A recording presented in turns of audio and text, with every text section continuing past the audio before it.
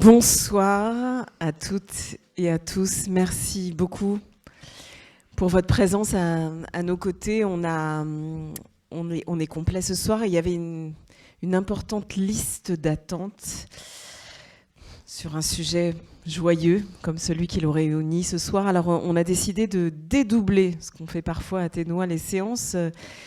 Et pour ceux qui ne comprennent pas tout ce soir, éventuellement, vous pouvez revenir la semaine prochaine. En fait, voilà, on sera à nouveau réunis mardi soir, si vous connaissez des gens qui n'ont pas pu venir. Enfin, je crois que c'est complet.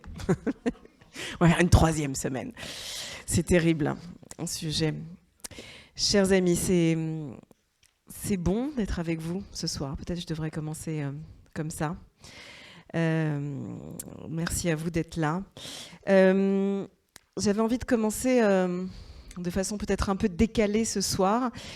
Je ne sais pas si vous vous rappelez tous de ce jeu, vous connaissez en fait forcément ce jeu qui s'appelle le ni oui ni non, où il s'agit de faire des phrases sans oui et sans non.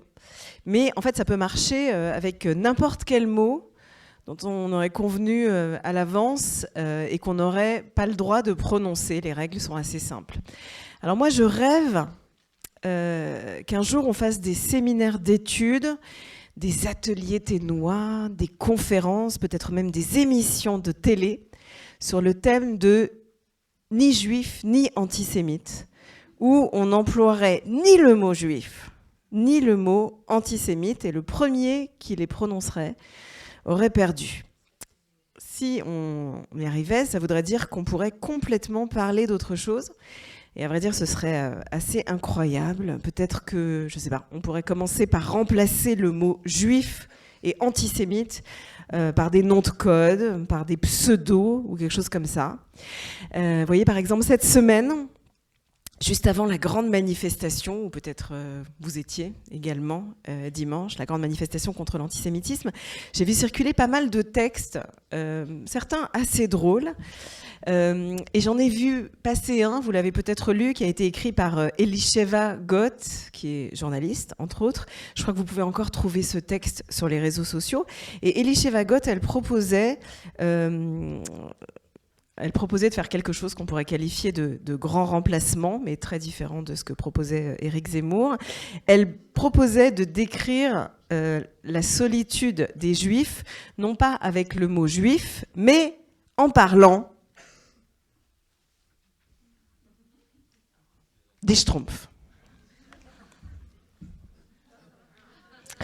Et elle expliquait, je la cite, qu'une catastrophe avait touché des Schtroumpfs et qu'on organisait une marche contre les anti-Schtroumpfs. Et tous les Schtroumpfs se demandaient, serons-nous encore tout seuls à cette marche contre les anti-Schtroumpfs ? Et elle disait alors à ceux qui hésitaient à y aller, à cause de la présence d'anti-Schtroumpfs dans le cortège, mais pourquoi nous laissez-vous tout seuls à une marche contre les anti-Schtroumpfs avec des anti-Schtroumpfs qui veulent faire croire qu'ils ne sont plus anti-Schtroumpfs ? Ça ne vous suffit pas, toutes ces années, de nous avoir laissés, nous les Schtroumpfs, tout seuls ? Il faudrait encore nous laisser tout seuls maintenant avec des anti-Schtroumpfs ? On pourrait continuer comme ça très longtemps, mais en lisant son texte, je me suis prise à rêver qu'on pourrait peut-être vivre, qui sait, oh là là, la lumière est forte, dans ce monde des Schtroumpfs. On pourrait rêver, je ne sais pas, comme dans les Schtroumpfs, qu'on serait dans des villages, dans des forêts, où le gros de notre activité serait de cueillir des champignons et de ne pas penser à toutes les catastrophes qui pourraient s'abattre sur nous et à ces angoisses permanentes et à nos insomnies qu'on est nombreux à partager. Mais c'est là que, malheureusement, je me suis souvenu que même dans le monde des Schtroumpfs, il y a des problèmes. Comme par hasard, dans le monde des Schtroumpfs. Comme par hasard, dans le monde des Schtroumpfs. Il y a des problèmes. Notamment, vous vous dites, mais qu'est-ce qu'on est venu faire là ce soir ? Notamment le problème majeur, vous le savez, l'ennemi juré des Schtroumpfs, Il ressemble étonnamment, je vous invite à y prêter attention, à une caricature antisémite. Il a un nez crochu, il a des grandes mains, vraiment comme tous les dessins antisémites, et il a même un nom très très juif. Gargamel, ça sonne un peu, je sais pas, Ashkenaz, Séfarade, j'en sais rien. Il ressemble quand même pas mal à Éric Zemmour. Et comme si ça ne suffisait pas, son chat s'appelle Azraël. Je vois que vous êtes super cultivés, ce qui est quand même très très proche, à quelques lettres près, du mot Israël. Un hasard, je ne crois pas. Alors je ne suis pas du tout paranoïaque, mais il y a quand même de bonnes raisons de se demander si le dessinateur des Schtroumpfs n'était pas lui aussi un tout petit peu anti-Schtroumpf. Mais vous m'avez compris. Alors là, je me dis que certains pensent que la rabbine ne va pas bien, qu'elle est fatiguée. Mais c'est vrai, je vous le confirme.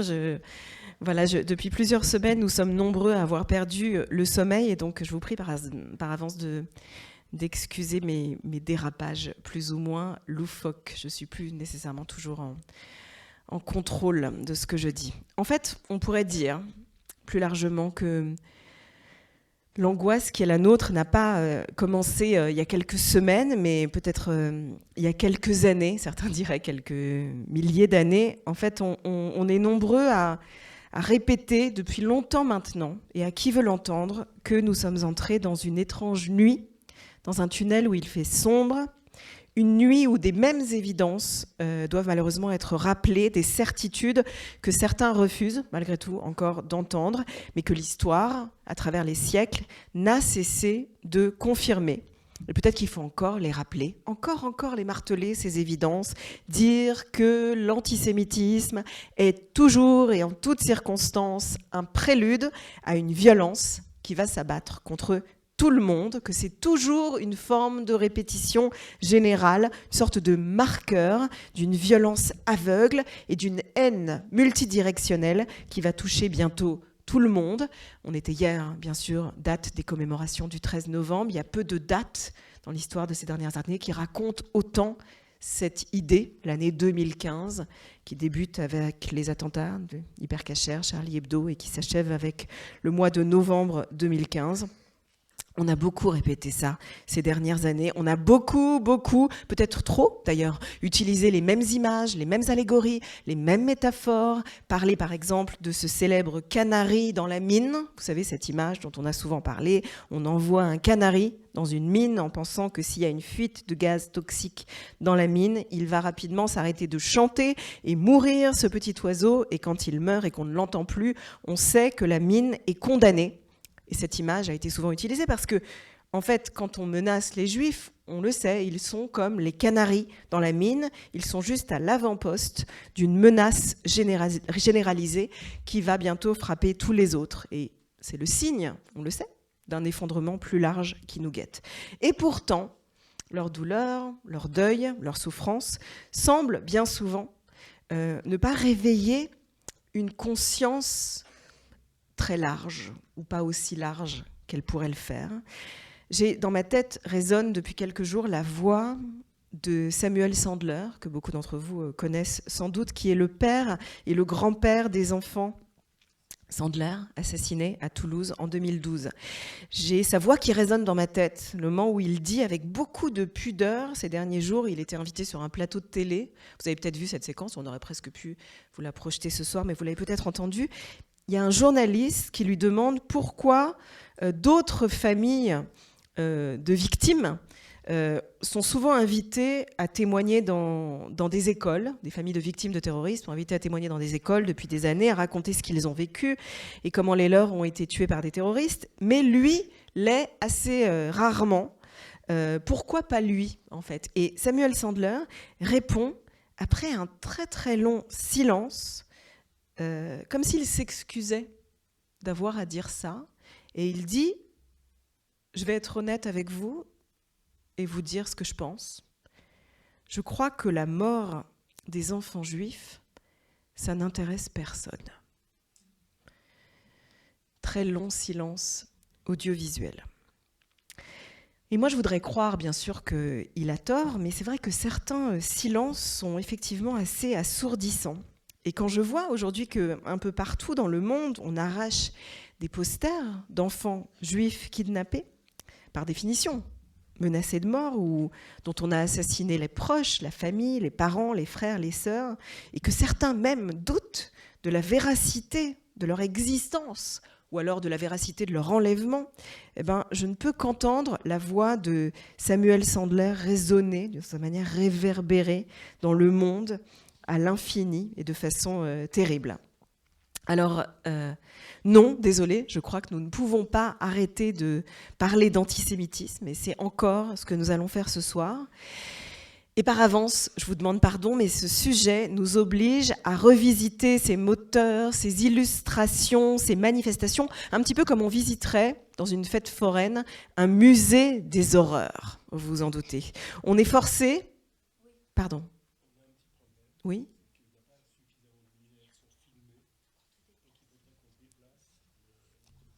D'accord. Alors, excusez-moi. Nous avons un problème de lumière. Je vous parlais de la nuit qu'on est en train de travailler, de traverser. Donc, je m'interromps une seconde parce que je crois que je dois bouger dans une direction. Le mois prochain, le thème, c'est le juif errant.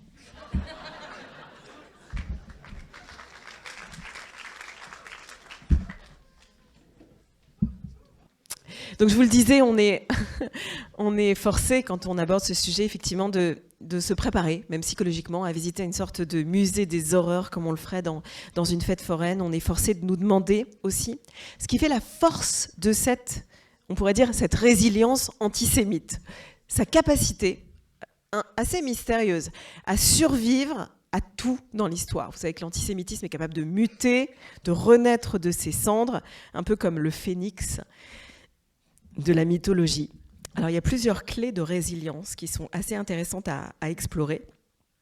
Vous le savez sans doute, la particularité de l'antisémitisme, par exemple, c'est qu'on peut accuser le juif de tout et son contraire, et parfois même simultanément. Et ça, c'est assez extraordinaire. Tout au long de l'histoire, on a accusé les Juifs d'être toujours quelque chose et simultanément son contraire. Par exemple, vous allez voir apparaître maintenant 2 images qui sont assez emblématiques de cela, côté gauche, côté droit, vous le voyez.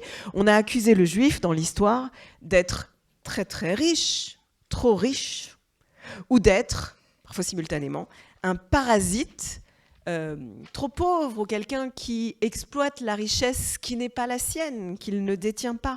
On l'a accusé évidemment d'être trop capitaliste, comme on l'a accusé d'être un méchant révolutionnaire, d'être bourgeois ou d'être bolchevique. On l'a accusé dans l'histoire parfois simultanément d'être anti-système et d'être simultanément le système, de détenir entre ses mains le système. On lui a reproché d'être beaucoup trop invisible, indifférenciable. Par exemple, on a dit typiquement dans de la rhétorique antisémite, oui, si ça se trouve, mon voisin est antisémite, mon médecin est antisémite, mon pharmacien est antisémite, et je ne le sais pas, on me dit rien, et des juifs, pardon, c'est bien, vous suivez, il est peut-être aussi antisémite. Et personne ne me dit rien, on ne me le sait pas. Donc on reproche aux Juifs d'être invisibles, indifférenciables, mais simultanément, on peut très très bien lui reprocher d'être beaucoup trop bling-bling, c'est-à-dire de manquer de discrétion. Qu'est-ce que c'est que cette façon de se montrer, de se comporter ? On accuse le Juif d'être beaucoup trop assimilé, évidemment, d'être rentré dans la communauté qui l'accueille, dans la société dans laquelle il s'est un peu trop intégré, un peu trop assimilé, mais simultanément, on peut lui reprocher de vouloir un État et une indépendance, de se séparer du groupe. Qu'est-ce que c'est que cette idée ?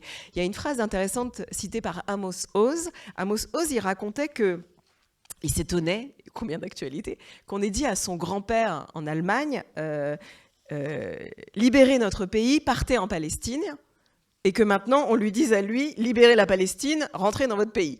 Donc, il y a toujours cette problématique de, puisque ni ici ni là-bas n'est le lieu, il y a cette idée du non-lieu, de l'impossibilité de se poser, vous l'avez bien vu, où que ce soit. On reproche aux Juifs de se mélanger à la nation. Mais on a tout autant de reproches à lui adresser quand on lui dit comment ça se fait que vous vous mariez entre vous ou que vous mangez entre vous et que d'une certaine manière, vous connaissez cette expression antisémite classique, vous vous comportez en juif, un petit peu à part ou séparé. Et puis, face à ces oppositions d'accusation, il y a aussi des points communs. Il y a des motifs qui restent permanents dans l'accusation portée contre les Juifs, notamment cette idée que les Juifs manipulent le monde, qu'ils sont en contrôle. Alors là, on a choisi quelques-uns dans notre musée des horreurs, des images, mais vous les connaissez, elles sont extrêmement célèbres, mais elles se déclinent de bien des manières. L'imagerie antisémite fait toujours des Juifs des êtres non seulement qui contrôlent, qui sont souvent du côté des puissants, mais qui toujours ont de très grandes mains, de préférence crochues, pour pouvoir mieux. C'est pour mieux te manipuler, mon enfant. Vous entendez que le mot manipuler est ici à comprendre dans un sens littéral. Il faut qu'ils aient le monde entre leurs mains. C'est la fameuse théorie développée notamment par les protocoles des sages de Sion. Et c'est un motif qui réapparaît constamment dans l'histoire. On accuse les Juifs de manipuler le monde, un peu comme on manipulerait une marionnette, de contrôler aussi le pouvoir et les puissants. Et ça surgit à toutes les époques. Vous allez voir des époques très différentes. Ce motif apparaît. Par exemple, sur la gauche, maintenant, vous avez une gravure un peu ancienne où on voit bien, évidemment, que les Juifs manipulent qui ? Les francs-maçons qui eux-mêmes manipulent la chambre du pouvoir, les puissants, le complot judéo-maçonnique, on est quand même au-dessus, on manipule les francs-maçons qui eux-mêmes manipulent le pouvoir, donc une image permanente de manipulation, de contrôle, qui a été déclinée récemment, parce que l'image sur la droite, elle date, dans mon souvenir, d'il y a 2 ou 3 ans, vous vous souvenez de cette image, elle a été prise à Avignon, où l'artiste avait jugé bon de dessiner sur un mur de la ville, bien évidemment, Pinocchio Macron, manipulé par Jacques Attali. Mais promis, a dit l'artiste, ça n'avait rien d'antisémite. C'est intéressant. D'ailleurs, ce motif est intéressant parce que je crois que très sincèrement, l'artiste niait évidemment d'être antisémite. Il affirmait, lui, dénoncer l'antisémitisme, mais ne voyait pas le lien entre son dessin et une image ancestrale de l'antisémitisme. C'est ce qui est intéressant, et je vous invite à y réfléchir un instant, parce que très souvent, aujourd'hui, on le voit, ceux qui parlent l'antisémitisme, on pourrait en parler presque comme d'une langue, ceux qui le dessinent, l'antisémitisme, ceux qui le peignent, affirment qu'ils ne sont pas antisémites. Et la plupart du temps, quand vous leur dites c'est de l'antisémitisme, ils sont extrêmement choqués par cette accusation et ils hurlent que, grand Dieu, non, ils n'ont absolument rien à voir avec cette haine qu'ils dénoncent. En fait, c'est comme si, et c'est le mot qui me vient en général à l'esprit, c'est comme si, d'une certaine manière, beaucoup de gens aujourd'hui étaient ventriloqués par une haine qui s'empare d'eux. Alors, il y a quelques jours, juste pour la petite histoire, je donnais une conférence pour des journalistes américains et tout un groupe d'Américains dans le sud de la France, et j'ai voulu leur expliquer cette théorie. Et je me suis rendu compte que mon anglais n'était pas parfait, parce que je leur ai dit exactement ça. Je leur ai dit « Many people today are ventriloqued ». Et ça n'existe pas. Voilà, donc je sais qu'il y a des anglophones dans la salle avant la fin de cette conférence, si vous voulez me suggérer une traduction, mais enfin voilà, peut-être, moi j'ai essayé plein de trucs, ventriloquized, mais pour moi c'est l'image la plus forte, c'est qu'aujourd'hui beaucoup de gens sont comme ventriloqués par un antisémitisme qui sort de leur bouche mais qui n'arrive pas jusqu'à leurs oreilles. C'est-à-dire que la distance est beaucoup trop longue entre la bouche et l'oreille. Ils ne l'entendent pas, mais ils le parlent d'une façon très particulière. Si je devais ne pas utiliser ce terme de ventriloque, j'utiliserais sans doute un terme plus juif. Ils sont comme debookés. En anglais, debookized. Debooked. Par l'antisémitisme. Je suis fatiguée, je vous ai dit, voilà. Par la parole antisémite.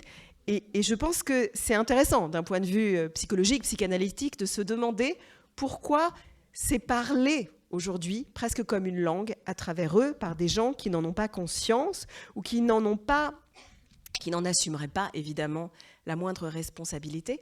Et là, le mot est lâché parce que c'est toujours en fait une question de responsabilité. Généralement, l'antisémitisme, on le voit à travers ces différents dessins, est une forme d'expression de la faille de responsabilité. Une façon dans une société ou pour un individu de dire c'est pas de ma faute. Ce qui m'arrive ne relève pas de ma responsabilité parce que quelqu'un d'autre est aux commandes. Quelqu'un d'autre manipule, quelqu'un d'autre tire les ficelles, quelqu'un qui est supposé être beaucoup plus aux commandes de la société ou de ma vie que je ne le suis.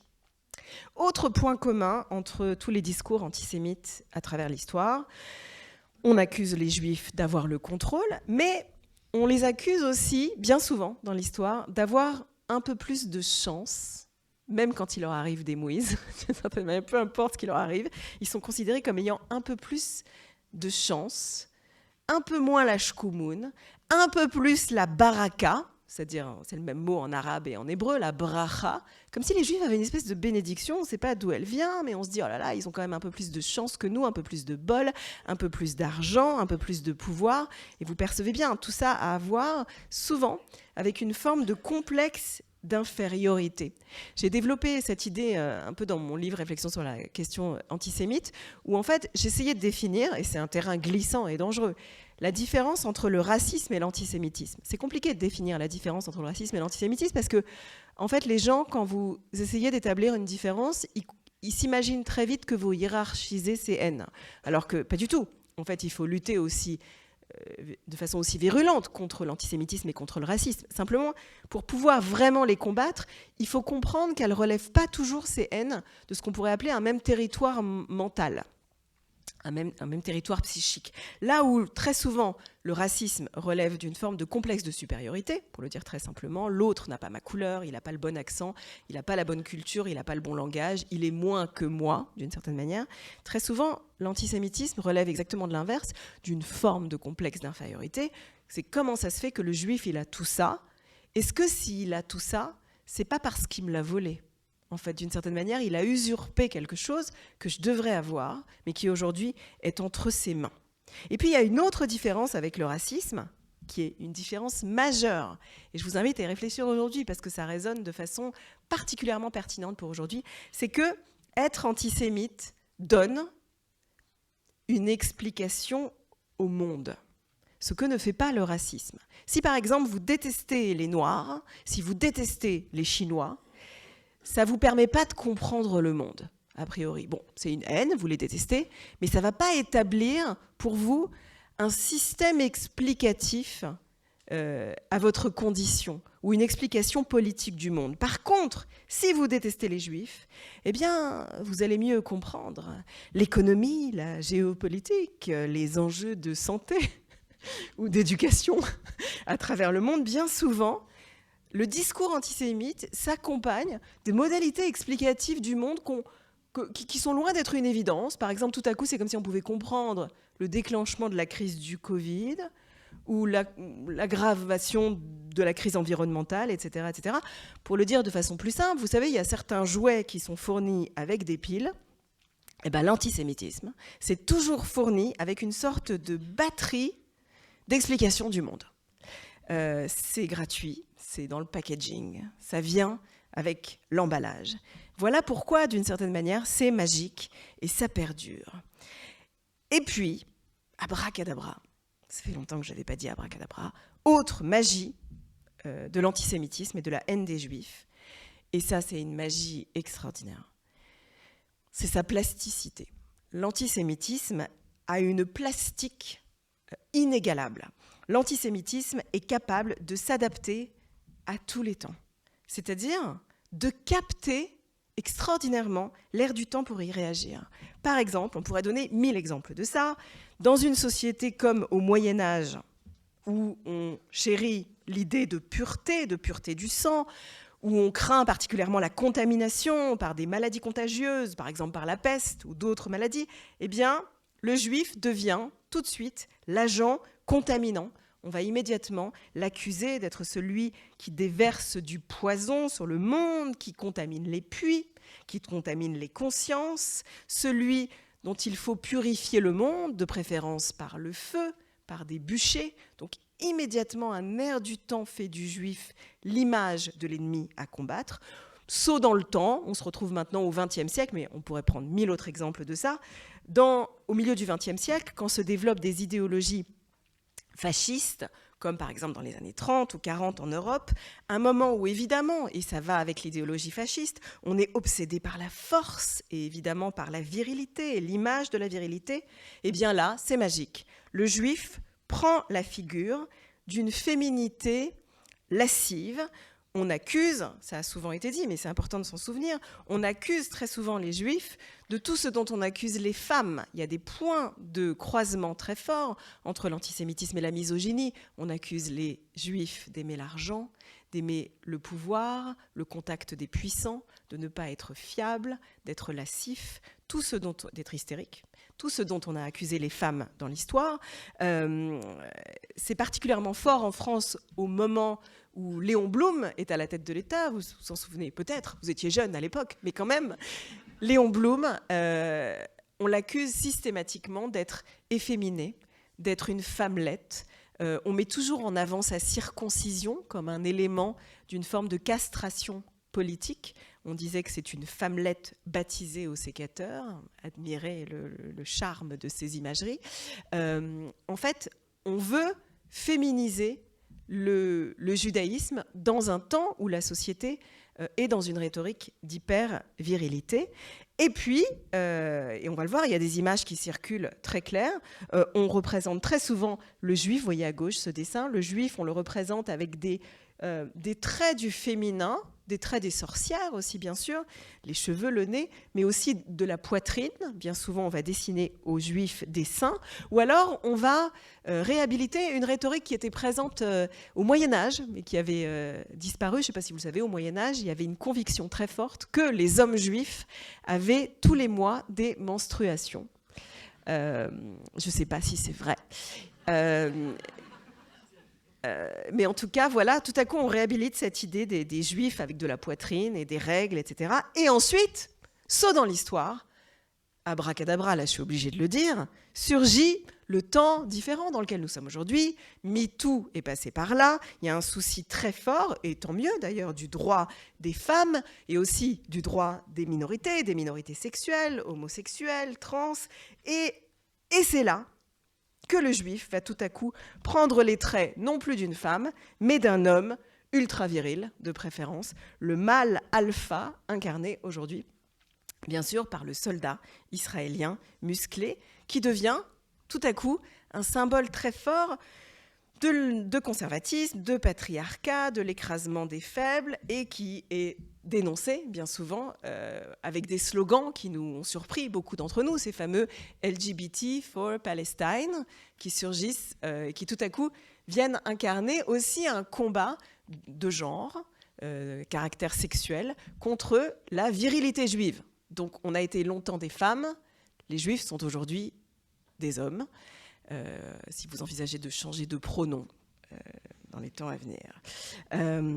Et idem, même chose, quand une société est colonialiste, quand des sociétés sont colonialistes, eh bien, quand elles encouragent les implantations coloniales, comme ça a été le cas très longtemps dans l'histoire, le juif est alors défini comme un apatride dont personne ne veut, quelqu'un qui manque, à qui on va dire la force impériale et coloniale d'implantation fait défaut. Mais soudain, on le voit aujourd'hui, quand des sociétés occidentales revisitent leur passé colonial et font un mea culpa ou du colonialisme une forme de péché originel de leur histoire, que se passe-t-il ? Évidemment, les Juifs deviennent la figure parfaite du colon qui confisque la terre d'un autre du fait de sa puissance. D'ailleurs, peu importe, évidemment, c'est souvent rappelé aujourd'hui que beaucoup des habitants d'Israël aient été, pour beaucoup, virés ou mis dehors d'autres pays qui appartenaient à des empires, ou ils restent tout de même, d'où qu'ils viennent, et quelle que soit l'histoire de leurs ancêtres, aujourd'hui des figures de colonialistes aux yeux de beaucoup. En fait, vous l'avez compris, tout ce que je viens de vous dire, c'est toujours la faute des Juifs, quelles que soient les circonstances. Ce qui m'amène à me dire deux choses. La première, c'est que je ne serais pas étonnée que dans les crises à venir, toutes celles qui se profilent à l'horizon, nous soyons à nouveau coupables. Par exemple, dans la crise environnementale, je suis prêt à parier que très bientôt, les Juifs seront accusés d'être beaucoup plus pollueurs que les autres et de ne pas bien trier leurs poubelles. Et cela vaut pour d'autres catastrophes. Par exemple, je me disais cette semaine que si certaines espèces animales viennent à disparaître, par exemple les zèbres, eh bien on dira évidemment que c'est la faute des Hébreux. Et on devra donc se justifier d'une manière ou d'une autre. Ce qui m'amène à poser une troisième question dans cet état de fatigue qui est le mien, que je vous soumets, pour laquelle je n'ai pas de réponse. On a énormément parlé ces derniers mois du problème majeur des punaises de lit. Et je m'étonne, vraiment, que personne n'ait suggéré que c'était nous. Qu'est-ce qui s'est passé pour que cette plaie-là, on ne nous l'impute pas, on n'a peut-être pas entendu encore dernier mot, mais enfin en tout cas, on verra. Notre tour viendra des punaises. Toutes ces idées, mieux vaut en rire, chers amis, bien sûr, on ne s'apprête pas particulièrement à sourire, mais parfois notre force dans l'histoire a été de trouver des ressorts d'humour qui nous sauvent. Mais toutes ces idées, j'ai trouvé qu'elles étaient bien résumées cette semaine dans un article qui a été publié dans Libération, qui a été écrit par le dramaturge et metteur en scène Wajdi Mouawad. Vous avez peut-être lu cet article. Vous allez voir cette citation de Wajdi Mouawad. Il parle des Juifs, évidemment, et il dit « C'est un peuple d'une commodité extraordinaire. Tout est de sa faute. Mot passé, mot présent, mot futur. » Et là, j'adore cette phrase. Il est X dans l'équation de nos frustrations. L'inconnu qui s'accorde comme on veut à nos haines. Alors, la conclusion est simple. Mais ça va mieux en le disant, même si on n'a pas besoin de le dire, ça va toujours mieux en le disant. L'antisémitisme, chers amis, n'est jamais, jamais, jamais le problème des Juifs. En réalité, cela n'a jamais quoi que ce soit à voir avec les Juifs, mais ça a toujours tout à voir avec ceux qui expriment constamment, consciemment ou pas, ce fléau, et surtout avec la société qui va tolérer ces propos ou les encourager, ou les rendre audibles. Alors qu'est-ce qu'on peut faire face à ça ? C'est quoi nos ressources ? On ne peut rien faire, diront certains. Ou alors peut-être qu'on peut faire deux choses, dont une que je viens d'évoquer maintenant, mais deux choses que les Juifs ont fait dans l'histoire pour tenter de rester debout. Et ces deux choses, deux verbes que j'utiliserai pour le définir sont les suivants. Rire et étudier. Rire d'abord. On ne compte pas le nombre de blagues juives, vous le savez, qui mettent en scène ou qui rient de l'antisémitisme. Je suis sûre que vous en connaissez beaucoup. On ne va pas se lancer maintenant dans une compétition de blagues juives sur ce sujet. Moi, ma préférée reste, elle est ultra connue, mais vous la connaissez forcément, l'histoire de ces deux juifs sur un banc qui lisent le journal et l'un remarque que l'autre est en train de lire un torchon antisémite et il lui dit « Mais enfin, qu'est-ce qui te prend de lire ces horreurs ?» ce torchon antisémite. Et l'autre lui dit, tu sais quoi, ça me fait du bien parce que dans ton journal à toi, il y a écrit que les Juifs sont maltraités et que leurs maisons sont taguées et que leurs synagogues sont menacées, mais dans le mien, les Juifs détiennent la banque, les médias et contrôlent le monde et ça me rassure énormément. Et puis sur les réseaux, ces derniers temps, bien sûr, on surgit. Et c'est des petits moments qu'on a tous vus sur les réseaux qui beaucoup d'entre nous ont aidés à trouver un peu d'oxygène. Je sais que ça a été partagé par beaucoup de gens, mais on a vu surgir plein de petites images qui tentent de détendre l'atmosphère comme on peut. J'en ai publié une la semaine dernière que j'avais trouvée par hasard sur les réseaux, mais j'étais obligée de vous la remettre là parce que je l'adore. Celle-là.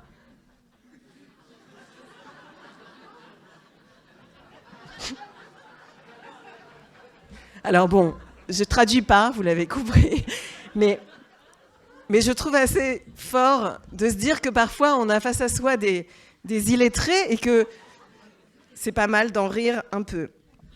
Donc je vous le disais, à part rire, il y a des gens qui comprennent après, il faut un temps toujours de... à part rire, plus sérieusement, pour rester en vie, il nous reste une option très juive qui a très souvent été utilisée dans l'histoire, qui est évidemment celle de l'étude. Et c'est ce que nous allons faire maintenant, chers amis. Nous allons étudier parce que les rabbins, tout au long de l'histoire, ont en réalité beaucoup pensé le phénomène de la haine qu'ils savaient déclencher. J'ai beaucoup écrit là-dessus dans le livre Réflexions sur la question antisémite. C'est intéressant parce que les rabbins en sont conscients quand ils étudient les textes, et les textes juifs, et la Bible, et le Talmud, et le Midrash, et les légendes juives. Ils savent très bien qu'ils ne détiennent pas ni la clé de l'antisémitisme, ni la clé de sa disparition ou de sa résolution, mais ils sont capables de pointer dans le texte des situations critiques, comme des archétypes de moments ou de personnages qui portent ou emportent avec eux la haine des Juifs et se demandent, en fait, à travers l'étude de ces textes, d'où vient exactement l'antisémitisme dans le monde. Alors, il y a tout plein ils s'engagent dans plein de directions, les rabbins, on ne va pas toutes les explorer ce soir. Il y a notamment une réflexion rabbinique qui apparaît dans le Talmud qui suggère que la haine contre les Juifs, la haine en hébreu, ça se dit sin'a, ça veut dire la haine, eh bien, il rapproche ce mot sin'a du nom de la montagne où s'est révélé, où nous a été confié la Torah, qui s'appelle le mont Sinaï. Et donc dans le Talmud, dans le traité Shabbat, il y a écrit Midbar Sinaï, chez Yardab au Sina, c'est au Sinaï qu'est descendue la Sina, qu'est descendue la haine. Qu'est-ce que ça veut dire du point de vue des rabbins? Traduction, d'où vient cette haine? Ils nous disent peut-être de la révélation elle-même. Peut-être que les antisémites nous reprochent d'avoir reçu quelque chose que eux n'ont pas reçu. Vous connaissez sans doute ce motif traditionnel qui en fait rejoint le motif de l'élection comme étant un élément source de l'antisémitisme. Qui sont ces gens-là? Pourquoi est-ce ils se disent élus ou choisis? Pourquoi est-ce que Dieu leur aurait parlé et pas à nous? Pourquoi ils étaient invités à ce grand rendez-vous, à cette fête au Mont Sinaï et pas nous? Enfin, tout un motif comme ça de l'élection qui traverse l'histoire. Ce motif est archi connu et il aurait quelque chose à voir, selon les rabbins, peut-être avec ce que les Juifs incarnent, à savoir, ni plus ni moins, la loi elle-même.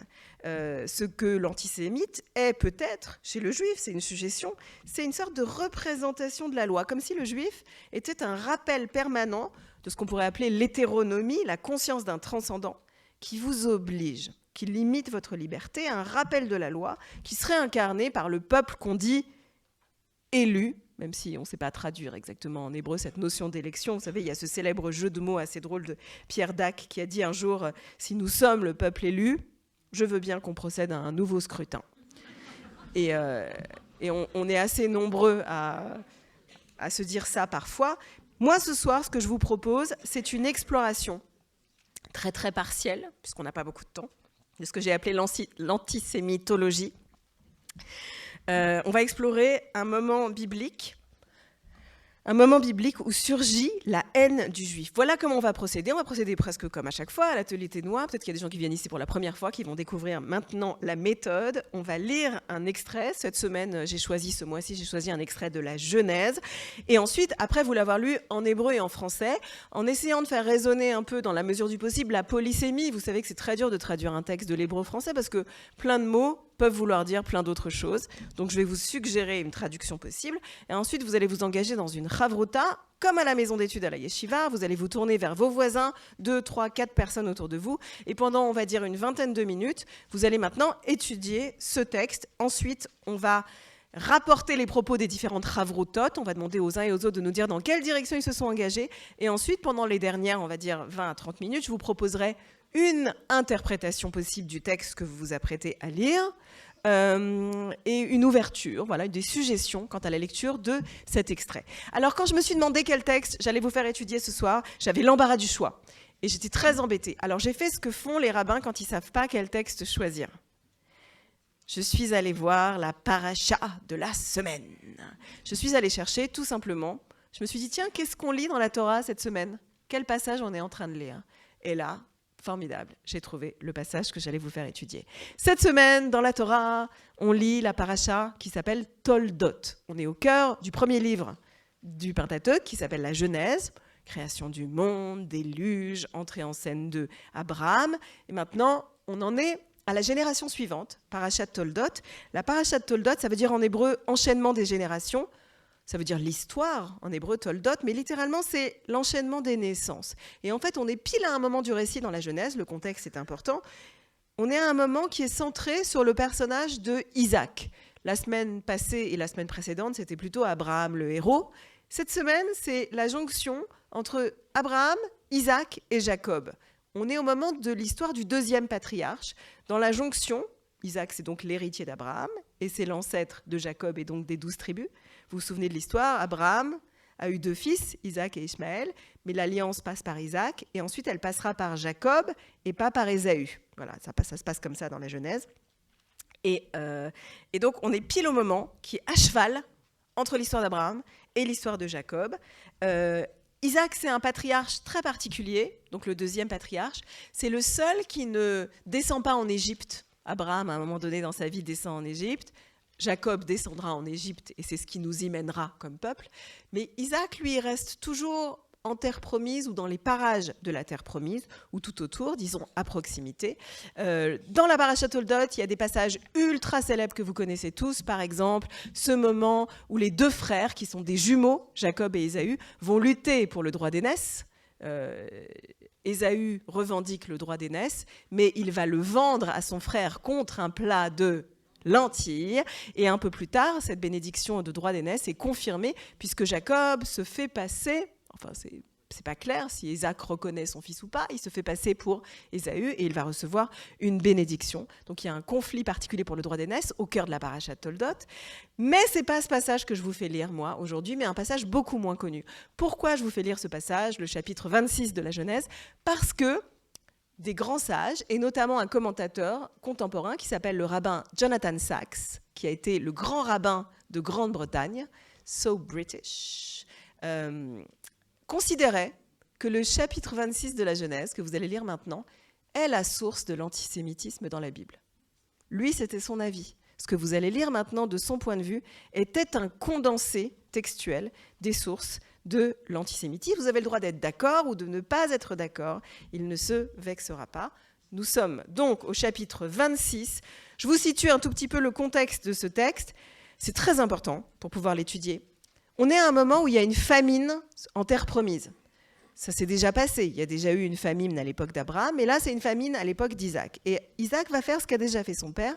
Il va migrer, il va descendre vers le sud, dans la direction de l'Égypte, vers une terre qu'on appelle Guérar, ou la région de Guérar, dans laquelle règne un roi local, qui est le roi des Philistins, qui s'appelle Avimelech. Alors peut-être que cette histoire sounds familiar, diraient les Anglais. Peut-être que vous dites qu'il y a un déjà vu quelque part ou un déjà lu. Si vous êtes un lecteur habituel de la Bible, eh bien vous savez peut-être, ou pas, qu'il y a un écho dans cette histoire à quelque chose qui s'est déjà passé. Abraham, en situation de famine, était déjà descendu vers le sud et il avait déjà rencontré Avimelech, le roi des Philistins. Et ils avaient, à cette époque, il y avait eu des tensions et ils avaient scellé une alliance dans une ville qui s'appelle Beer-Sheva, le puits des 7. Abraham avait offert 7 animaux, 7 des chèvres, des brebis à Avimelech, et ils avaient scellé une alliance de paix. Et là, on est d'une certaine manière une génération plus tard. Avimelech est toujours là, mais cette fois-ci, c'est Isaac qui va le rencontrer. Cette histoire de la rencontre entre Abraham et Avimelech est célèbre parce que c'est l'extrait qu'on lit chaque année, le premier jour de Rosh Hashanah dans la Torah. Donc les gens qui vont uniquement à Rosh Hashanah ou à Kippour, à la synagogue, connaissent cet extrait parce qu'on le lit le premier jour de l'année dans le calendrier juif. Donc vous le voyez, c'est une situation d'exil, un moment un peu diasporique, biblique. Isaac est en terre inconnue, pas tout à fait inconnue, puisqu'il est un peu aussi sur les traces de son père. Et voilà ce qui lui arriva.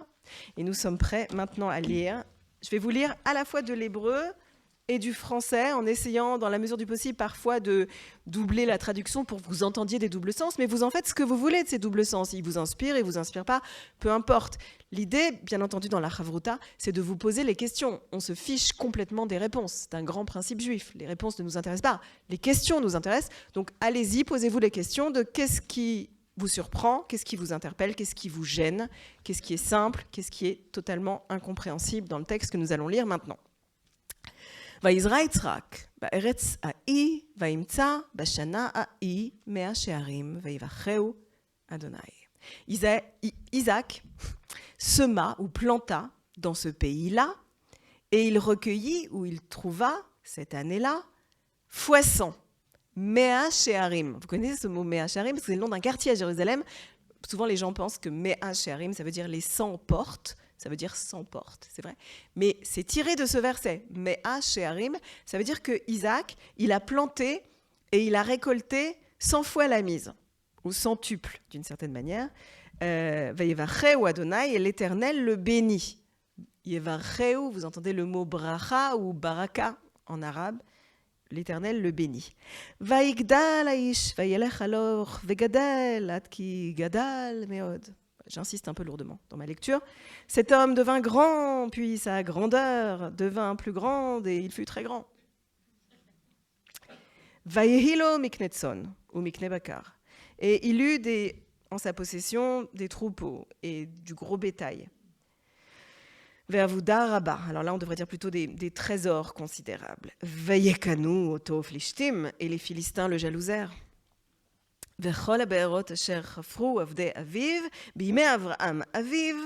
Sitmum flishtim veyemalum afar. Et tous les puits qu'avaient creusés les employés, ou les serviteurs de son père, du temps de son père, Abraham, les Philistins les bouchèrent et les ont remplis de terre, de poussière, de cendres. Vayomer Avimelech el Yitzhak, alors Avimelech dit à Isaac, Lech meimanu, pars de chez nous, qui atsamta mimenu meod, car tu es devenu puissant par rapport à nous, beaucoup.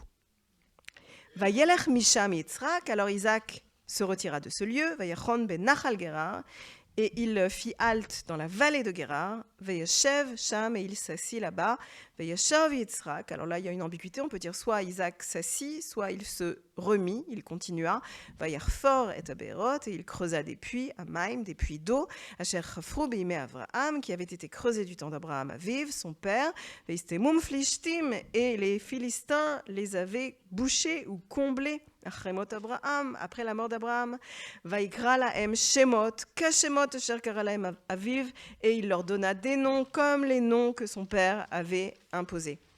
Vayarferu avdei Yitzhak, et les serviteurs d'Isaac creusèrent Benachal dans la vallée. Vaimtseu sham ber, et ils trouvèrent là-bas un puits, Maim Chaim, d'eau vive. Vayarivu roe Gerar im roe Yitzhak les morts, alors les bergers de Guérar se disputèrent avec les bergers d'Isaac en disant « Lanu amaim, l'eau est à nous ». Vaikra Shem Aber Eshek, qui itashku imo, et il appela ce puits Eshek, ce qui veut dire en hébreu quelque chose comme dissension ou contestation, parce qu'on l'avait contesté. Vayarferu Be'er Acheret, alors ils creusèrent un autre puits, Vayarivu Gamalea, et ils se disputèrent aussi au sujet de celui-là, Vaikra Shma Sitna, et on donna à celui-ci le nom de Sitna. Ça veut dire quelque chose comme haine, mais je vous invite à réfléchir à quel mot en français sonne comme Sitna. Je n'en dis pas plus. Veya atek misham, et il délogea de là. Vayerfor ber acheret, il creusa un autre puits. Velo ravu alea, et on ne se disputa point à son sujet. Vayikra shma rechovot, et on l'appela Rechovot, qui veut dire en hébreu quelque chose comme largeur ou largesse.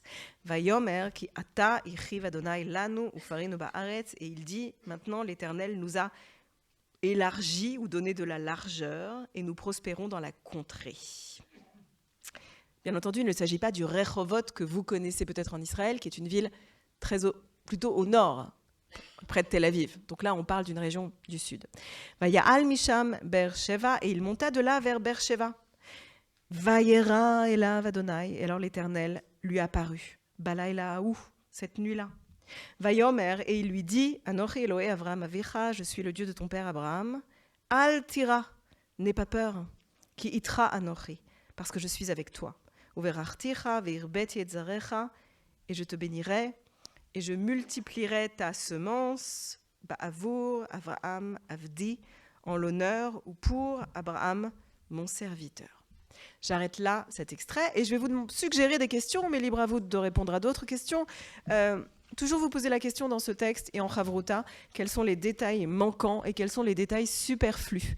Peut-être qu'est-ce qui vous a interpellé dans les répétitions que vous avez entendues, dans les sonorités, quand je l'ai lu en hébreu, est-ce qu'il y a des choses qui vous sont apparues comme flagrantes? Est-ce qu'il y a des détails qui vous semblent superflus mais que vous aimeriez explorer? Pourquoi on nous donne le nom de ces puits et en réalité quelle importance qu'ils s'appellent comme ça? Qu'est-ce que vous avez à dire éventuellement sur le nom des personnages de ce récit? Et de façon plus générale, 2 questions majeures à vous poser évidemment. Qu'est-ce que ce texte nous enseigne sur l'antisémitisme en général à travers l'histoire? Et peut-être qu'est-ce qu'il nous enseigne sur ce que nous vivons spécifiquement aujourd'hui? C'est à vous.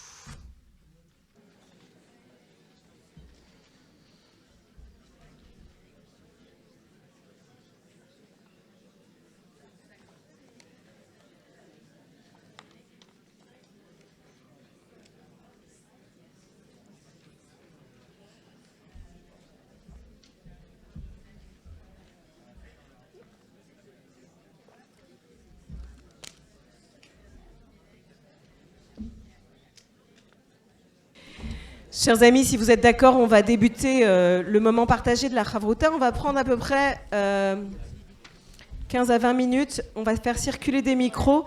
La consigne est toujours la même. C'est pas toujours ça, mais je vais vous demander d'intervenir de façon brève, de façon à ce qu'un maximum de gens puissent partager, rebondir sur peut-être ce que les uns et les autres vont partager. Maintenant, j'ai entendu des choses fascinantes, des gens qui s'imaginaient qu'on allait leur apporter des réponses, mais j'avais des très bonnes questions à leur offrir en retour. Dans quelle direction êtes-vous partie, Diane? C'est une tradition dorénavant aussi. Voilà, bonsoir. Alors moi, Avec le micro. Je vais faire une très courte présentation et je vais passer la parole à ma voisine, parce qu'on est dans une même Chavruta. La première idée à laquelle on a pensé, c'est donc dans l'opposition entre Isaac et Abimelech, une opposition non pas de différence d'origine, de différence de peuple entre le peuple juif et les Philistins, mais une différence de vision du monde une différence dans les actes. Donc du côté des Philistins, on est plutôt du côté de la mort, des cendres, avec lesquelles on va combler les puits. Du côté d'Isaac, plutôt de la vie, de la source d'eau vive, etc. Donc les Philistins, ils cherchent plutôt à fermer, combler, alors que Isaac cherche plutôt à ouvrir, à élargir. C'est même le nom qu'il donne au dernier puits. Et puis les Philistins ont une certaine vision de la propriété liée à la présence, à la possession, alors que Isaac s'approprie plutôt en travaillant la terre et en nommant. Ok, très bien. Donc là, vous nous emmenez vers la guerre de civilisation tout de suite. Très bien, c'est intéressant. Je retiens effectivement d'opposition entre des mondes et le rapport à la possession et à la propriété. J'ai entendu pas mal d'autres groupes en parler. C'est pas le même rapport ni à la propriété ni à l'installation. D'ailleurs, d'autres groupes en parleront peut-être. Oui. Oui, il y avait un point sur la fin du texte de se dire la terre appartient à ceux qui la travaillent. C'est un des trucs fondamentaux dans les luttes socialistes. Par exemple, en Amérique latine, la terre est à celui qui la travaille. Et tout le texte, qui est très antique, a l'air d'une certaine magie. Il est l'héritier, il est le chouchou, il sème et il récolte. Il n'est pas le pâtre qui travaille la terre et qui l'habite. Et je me pose la question, c'est comme s'il y avait même l'antisémitisme antisioniste. C'est-à-dire que vous ne pouvez pas revenir là sous prétexte que c'était votre terre à vous. Il y a des gens qui y habitent, il y a des gens qui la travaillent. Mm-hmm. D'accord. Donc la question, encore une fois, de la propriété, à qui elle appartient ou à qui appartient l'eau. On voit bien que la problématique du rapport au sol nous amène vers des questions politiques. Oui. Déborah. Alors une question d'abord géométrique, parce qu'il y a ce paragraphe où il est grand, il grandit, il devient encore plus grand, il devient trop grand. Et on s'est posé la question de se dire, alors il y a le grand au sens de la possession, effectivement, ça semble défini au sens de il est implanté, mais on a l'impression qu'il va devoir, cette possession va susciter la jalousie, la haine et la destruction, et que suite à cette destruction, il va y avoir une éternelle reconstruction. Donc tu as cité tout à l'heure les Schtroumpfs, je vais citer les Shadocks. Est-ce qu'il faut échouer 999 millions de fois pour avoir une chance de réussir à un moment ? Et pour reconstruire, il ne va pas reconstruire vers le haut, justement, mais il va creuser, il va combler les puits. Et donc il y a l'impression qu'on doit aller vers le bas, vers les racines, vers l'histoire, vers le passé et vers le non, pour pouvoir s'élargir. Et donc la question, c'est, il y a cette espèce d'équation entre il est trop haut, il va creuser et plonger pour pouvoir à nouveau se développer en largeur. Très bien. C'est intéressant en fait, ça fait un peu toucher du doigt, et j'entendais un autre groupe qui en parlait, la question du mythe de Sisyphe aussi. On a l'impression qu'il y a cet éternel recommencement, il recreuse. Et en t'écoutant, je me dis qu'il y a une forme d'anti-Babel dans cette histoire. Babel qui pousse vers le haut et qui doit être détruit par Dieu, là où les hommes veulent construire, et le puits qui est creusé vers le bas et dans les profondeurs, qui sera, lui, détruit par les hommes, et que Isaac, péniblement, tente de rouvrir. Qui poursuit ? Je ne sais pas où est le micro. Oui, je vous en prie. Oui, c'est un verset très marxiste, ou alors Marx était très juif, parce que, en effet, ça reprend l'histoire de la différence entre l'assimilation et l'appropriation. C'est-à-dire, d'un côté, il y a les Philistins qui sont propriétaires de la terre, et de l'autre, il y a les Juifs qui la travaillent, et qui, finalement, ne se sentent pas... ils peuvent bouger, ils peuvent migrer, et parce que, sans doute, que le travail les transforme. Et là, il y a tous... et donc, ils vont ailleurs, toujours ailleurs. Et c'est comme un fil qui passe de peuple en peuple, mais qui est travaillé par le travail. Il y a une assimilation. Il s'assimile au monde, il assimile la terre par le travail, et qui le transforme, au fond. Et toute la différence entre ces peuples qui s'approprient la terre. Et il est dit d'ailleurs que je crois que... Je ne connais pas, mais il me semble que dans les textes, il est écrit que on ne possède pas la terre. Alors, oui, je rebondis sur vous. Effectivement, le texte insiste beaucoup dans la Bible sur l'idée de rester, même quand on est installé, en forme de guerre. Vous connaissez ce mot, on l'a souvent étudié ici. Guerre, c'est quelqu'un qui est installé, mais pas complètement propriétaire de la terre. Un habitant, en fait. Et c'est intéressant parce que le lieu où il se trouve là s'appelle Guérar. Donc il y a le terme de guerre est inscrit dans le lieu. Peut-être certains voudront en dire un mot aussi dans un instant. Michel. Oui, mais je ne suis pas sûre qu'on va s'en sortir avec ce texte, Delphine. Et je suis d'accord avec Pierre Dac, il faut peut-être refaire le scrutin. Parce que quand même, cette bénédiction avec cette culture au centuple, moi je dois aller au kibbutz là, samedi, pas sûr que quand on va se baisser, ça va être au centuple qu'on va récolter. Et j'ai pensé de cette grandeur, ça m'a fait penser au baiser que Kirikou reçoit de la sorcière une fois qu'il... On est à fond dans les histoires ce soir dedans. Une fois Kirikou délivre Karaba de son mal, elle lui fait un baiser, c'est une bénédiction, et hop, tout à coup, il s'élève, il grandit, il devient un homme. Voilà. Et donc, j'ai pensé que cette bénédiction, pas facile, de cette responsabilité. Et effectivement, tu nous disais 10 bouquets, quand il s'agit de devoir partir d'Abimélec, on dirait qu'il est 10 bouquets. Sors de moi, sors d'ici, il faut que tu partes, comme s'il était quand même possédé par le juif, par cette fertilisation, n'est-ce pas, de la terre, puisque eux, ils comblent, donc ils stérilisent, alors que Isaac fertilise. Mais en plus, ce qui est compliqué, c'est que cette fertilisation, elle est héritée, puisque c'est Abraham qui l'a fait. Donc en plus, c'est quelque chose qui se transmet, et si on n'est pas dans la transmission... Voilà. Comment faire pour qu'ils se sentent aussi héritiers de cette transmission, qu'on en sorte Voilà.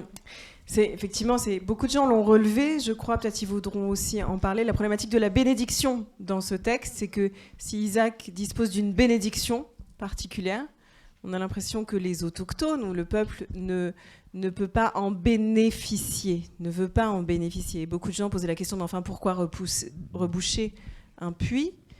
Je pense que ce qui est engagé, mais vous avez le droit de ne pas être d'accord, le fait de reboucher un puits, c'est pour une société le fait de dire qu'elle ne se veut pas en dette.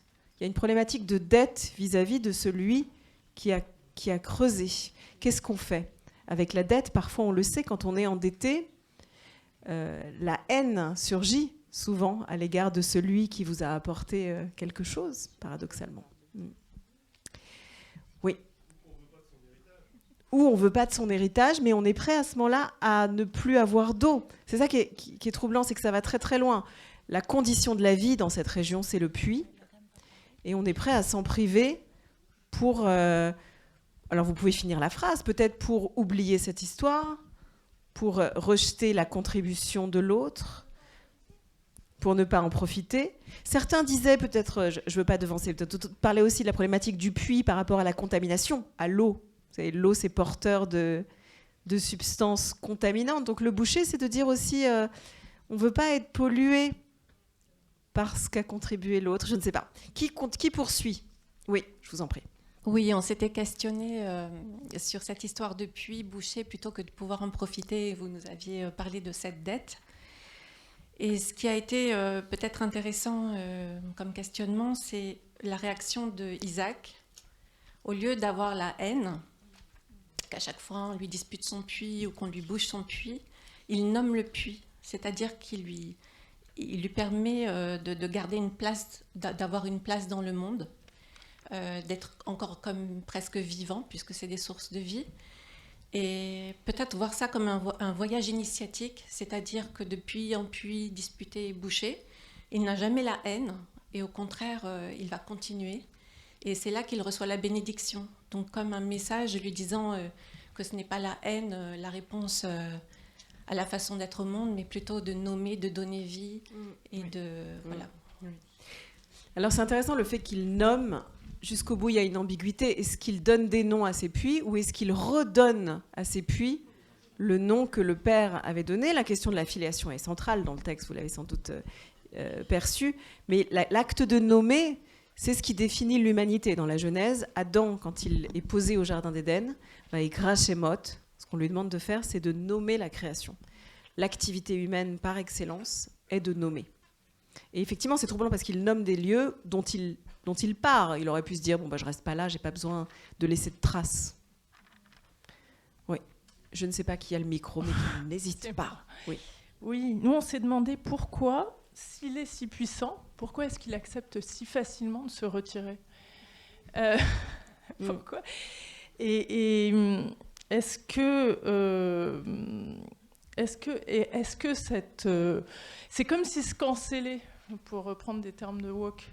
C'est comme il se cancelle. Ouais, comme s'il annulait la présence qu'il a pu créer, la contamination qu'il a pu créer sur cette terre-là. Et ce qui nous est venu aussi, c'est que peut-être qu'il y avait quelque chose un peu du mythe du self-made man qui pourrait influencer les autres, les Philistins, et semer un vent de révolte, voire de démocratie parmi tous ces gens. Enfin, on l'a vu. On s'est posé cette question. On s'est aussi posé la question de ces nominations et de pourquoi il part à chaque fois, quoi. Oui. Encore une fois. Oui, je l'ai entendu effectivement d'autres groupes. On a l'impression qu'il ne lutte pas pour rester, qu'il part très très très vite. On a l'impression qu'on lui dit bouge de là. Et il bouge. Il part. Oui. Et après. Je vous en prie. Je vais essayer de me lever.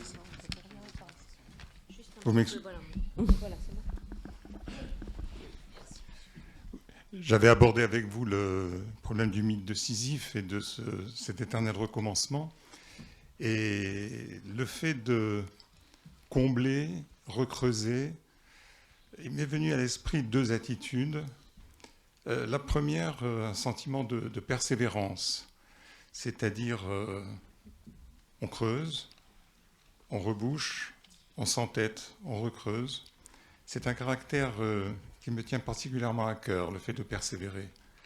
Et puis, deuxième sentiment, une certaine part, on a beaucoup parlé de grandeur, d'élargissement.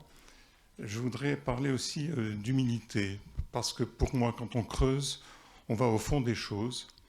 Et n'oublions pas que la racine d'humilité qui est l'humus, la terre. Donc cette notion de persévérance et en même temps d'humilité, ce sont deux caractères que j'ai voulu dégager de personnel. Très bien, très bien.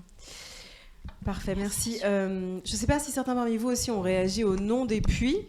Peut-être certains vont réagir à ce fameux Eshek et Sitna, mais je vous en prie. Alors, nous aussi, on a été interpellés par le mythe de Sisyphe.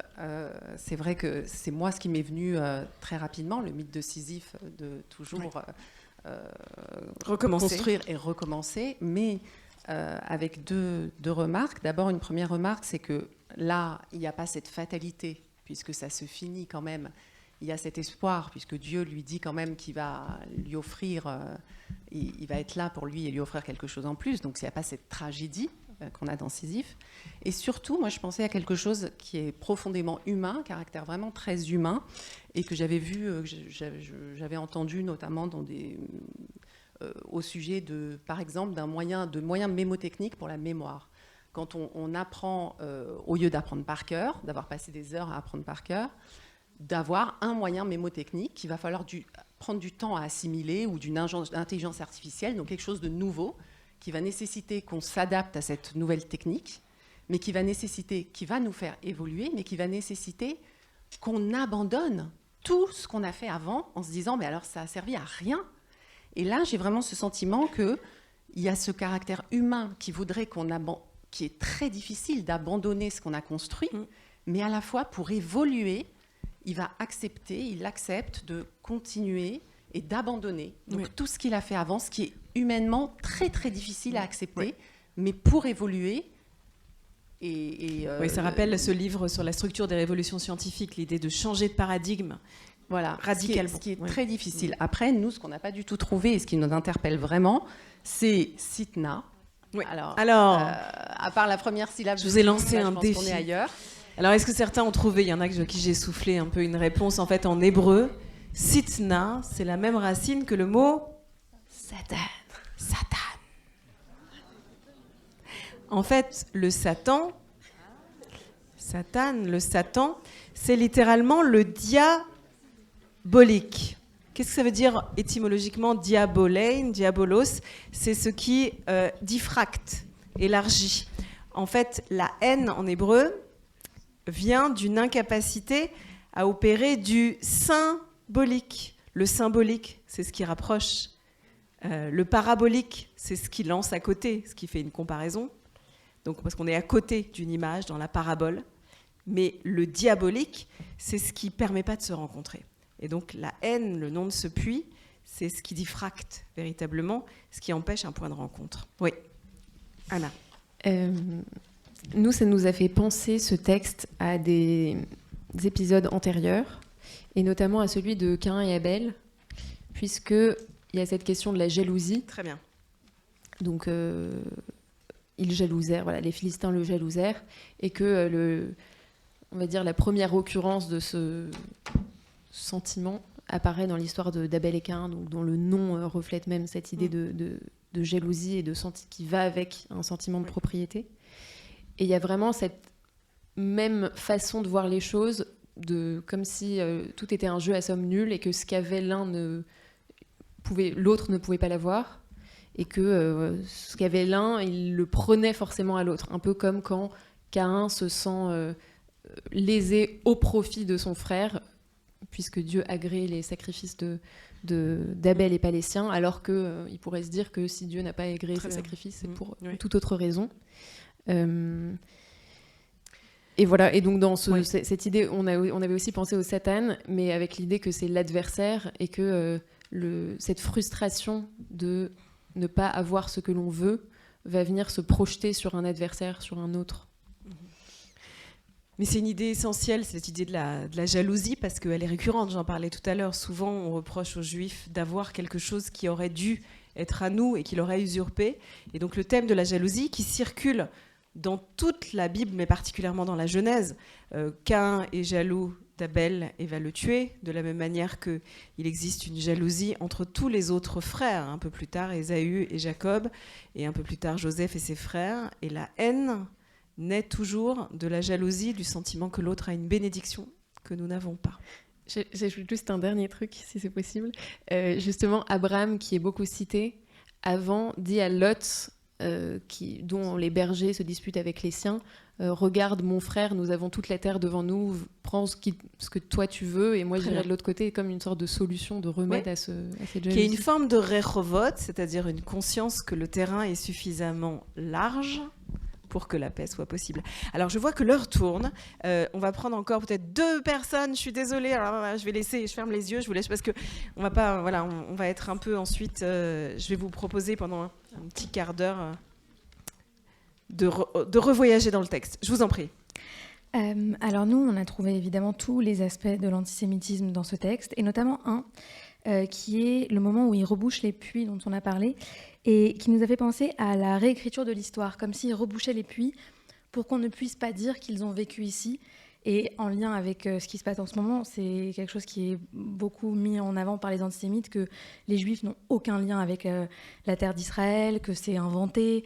On réécrit l'histoire même tout de suite, hein, et les Philistins, ils ont compris qu'il fallait tout de suite combler les puits pour qu'on ne puisse pas revendiquer quoi que ce soit, ni une présence, pas la présence d'Isaac, ni de sa famille, et les puits même qu'a construit son père. Et Isaac a compris que c'était important de continuer à creuser des puits, et il les creuse, même si c'est un échec. Il continue à les creuser. On trouvait que c'était un aspect intéressant du texte aussi. Très bien, merci. Et un dernier truc, c'est que pour reprendre ce que disait monsieur par rapport à mais d'où vient cette persévérance et cette humilité, comment ça se fait que à chaque fois on se fait mettre de côté, mais on revient, on repersévère, on tire un puits, on refait un puits. Et qu'en fait, c'est vraiment cette croyance infaillible. Enfin, le texte finit par « Je suis le Dieu d'Abraham, ton père, sois sans crainte car je suis avec toi », et que c'est vraiment cette croyance qui porte, quoi qu'il arrive, et qui permet cette persévérance de surmonter la peur. De surmonter la peur. Ouais. Une personne, alors je suis désolée pour les autres. Je vous en prie pas. Monsieur. Nous avions une question sur le mot, le verset 13 et les mots qui viennent juste avant. Vayevarechu Adonai. Donc Adonai donne sa bénédiction. La bénédiction vient dans la personne. Et donc l'homme, dans les 2 mots d'après, l'homme grandit. Mais est-ce que c'est l'homme qui continue à grandir ou est-ce que c'est sa grandeur qui grandit? Est-ce que c'est la réputation, la grandeur? Et donc c'est l'idée justement d'une séparation entre la réalité vécue dans les faits par la personne et ce qui devient sa grandeur qui est hors contrôle. Ouais. La réponse est je ne sais pas, mais très bien, moi je vois ce que vous voulez dire. Effectivement, ça reste. Je vous présente mes excuses pour ceux qui n'ont pas eu le temps de partager le fruit de leur Chavrota. Allez, une personne, parce que voilà, très vite. Si vous voulez dire un mot, vous aurez le mot de la fin et je prends la suite. Alors, nous, on a été interpellés par le fait que le premier puits est bouché, le deuxième puits est bouché et pas le troisième. Pourquoi ? Qu'est-ce qui se passe? Pourquoi ce troisième puits finalement reste? Et c'est là où on a rebondi sur les noms. Alors, il y avait effectivement Satan, la guerre, mais le troisième, ce qu'on a vu, c'est Rechobot. Finalement, si on tourne les lettres différemment, c'est Berachot. C'est les bénédictions. Bravo. Bravo. Il y a des mystiques dans cette... qui jouent avec... Et donc la question qui se passe, c'est sur le plan...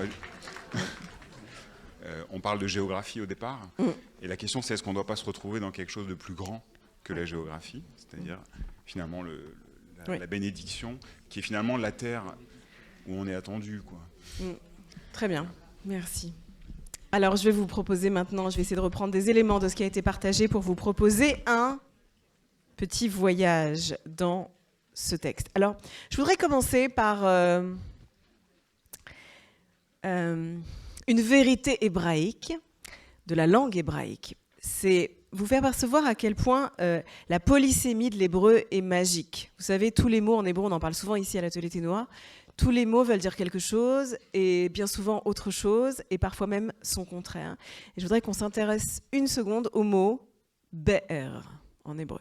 Le mot puits, vous voyez, ça s'écrit Bet, Aleph, Resh. Be'er, c'est un puits creusé par les hommes, une source. C'est intéressant d'ailleurs parce qu'on peut se procurer de l'eau dans la Bible de bien des manières. Les Égyptiens, ils ont le Nil. Les Hébreux, dans le désert, ils ont de l'eau qui tombe. On prie pour la pluie qui va tomber.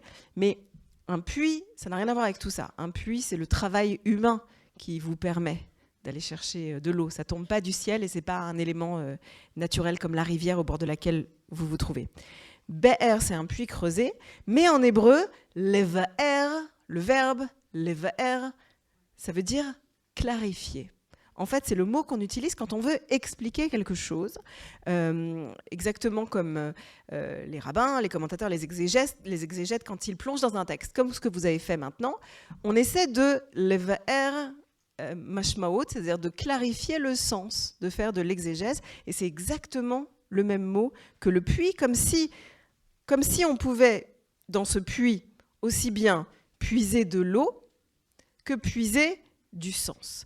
Et on pourrait presque dire que l'activité ancestrale de notre peuple, d'une certaine manière, déjà des patriarches, mais celui que ensuite les générations ont poursuivi, même quand elles n'étaient plus ou elles n'étaient pas sur la terre, c'est la même activité.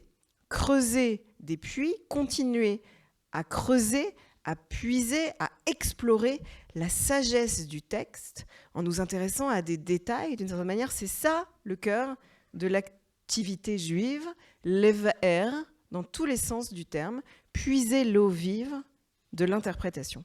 Quand on creuse et qu'on explore, on est en fait forcé assez rapidement de s'intéresser à des détails, on pourrait dire des micro-détails, des micro-éléments auxquels un lecteur peut-être peu habitué ou peu entraîné à cet exercice ne ferait pas attention. Par exemple, j'ai un peu insisté lourdement dans ma lecture tout à l'heure quand je lisais le premier verset, ou verset 12. Vous l'avez peut-être vu, il y a une répétition bizarre. Il y a écrit « Vaïzra Yitzhak ba'aretz ha'i va'imtsa bashana ha'i ». Isaac sema dans ce pays-là et il recueillit cette année-là. Alors dans ce pays-là, c'est très clair, parce que je vous l'ai dit, on sait où on est. La scène, c'est clair, le lieu, on est à Guérar, qui, comme je vous le disais, est un peu dans sa prononciation, le pays du guerre, c'est-à-dire où se pose la question de l'étrangeté dans ce pays, de la non-installation. Mais par contre, Bashana Ha'i, on nous dit cette année-là, et là, il n'y a aucune installation de date, il n'y a aucune indication de date. En quelle année on est? On aurait pu nous dire c'était la 2e année de la famine, ou c'était 3 mois après le début de la récolte. Là, on ne comprend pas trop en quelle année on est. La scène se passe cette année-là. On dirait une chanson. Voilà, on dirait une chanson de Claude François. Je chantais pour la première fois. Voilà. Alors vous savez, ma passion, vous connaissez ma passion pour la variété française. Mais j'ouvre cette petite parenthèse. Si je devais choisir, moi, une chanson pour raconter une chanson de la variété française pour explorer l'antisémitisme, c'est le grand jeu du soir. Alors je ne choisirais pas cette année-là, ni Belle, belle, belle comme le jour, ni Alexandrie. Non, je choisirais un autre refrain que j'adore personnellement, qui peut tout à fait s'adapter pour traiter le problème de l'antisémitisme. Et le refrain serait...